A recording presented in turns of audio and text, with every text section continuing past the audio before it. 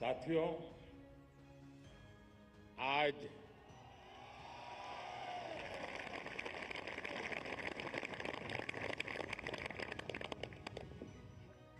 ये जो दृश्य है, ये पूरे विश्व के मानस पटल पर चिरंजीव रहने वाला दृश्य है।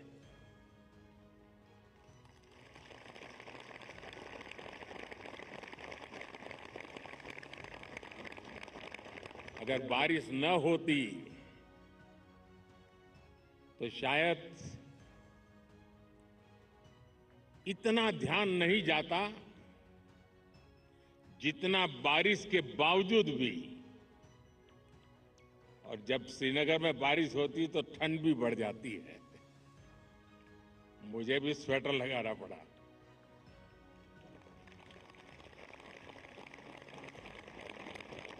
आप लोग तो यहीं के हैं, आप आदी हैं, आपके लिए कोई तकलीफ का विषय नहीं होता है। लेकिन बारिश के कारण थोड़ा विलंब हुआ, हमें इसे 2-3 हिस्सों में बांटना पड़ा। उसके बावजूद भी विश्व समुदाय को सेल्फ के लिए और सोसाइटी के लिए योगा का क्या महात्म्य है, योग जिंदगी की सहज प्रवृत्ति कैसे बने। जैसे टूथब्रश करना हमेशा का क्रम बन जाता है, बाल संवारना हमेशा का क्रम बन जाता है, उतनी ही सहजता से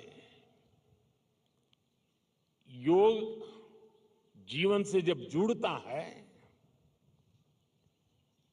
एक सहज क्रिया बन जाता है, तो वो प्रतिपल उसका बेनिफिट देता रहता है। कभी कभी जब ध्यान की बात आती है, वो योग का हिस्सा है,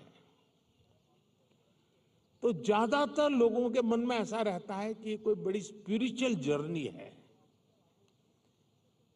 कोई अल्लाह को प्राप्त करने का या ईश्वर को प्राप्त करने का या गॉड को प्राप्त करने का, साक्षात्कार करने का एक कार्यक्रम है। और तब जाकर के लोग, अरे भाई ये तो मेरे से नहीं हो सकता, मैं तो सामान्य मानवी हूं, वो रुक जाता है। लेकिन अगर इसको सरलता से समझना है, ध्यान को, जो बच्चे स्कूल में पढ़ते होंगे, हम भी जब स्कूल में पढ़ते थे, दिन में 10 बार हमारे टीचर कहते थे, भाई ध्यान रखो, जरा ध्यान से देखो, ध्यान से सुनो।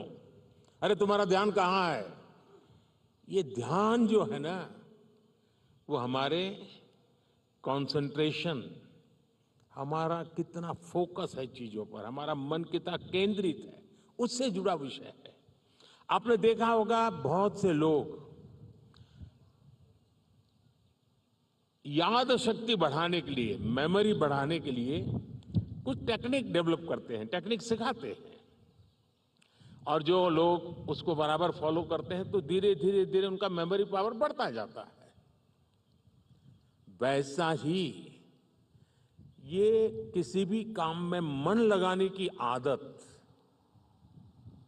ध्यान केंद्रित करने की आदत, फोकस में काम करने की आदत उत्तम से उत्तम परिणाम देती है, स्वयं का उत्तम से उत्तम विकास करती है, और कम से कम थकान से ज्यादा संतोष मिलता है।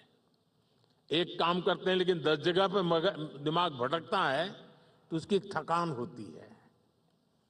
और इसलिए ये जो ध्यान है, स्पिरिचुअल जर्नी को अभी छोड़ दीजिए, उसका जब समय आएगा तब कर लेना।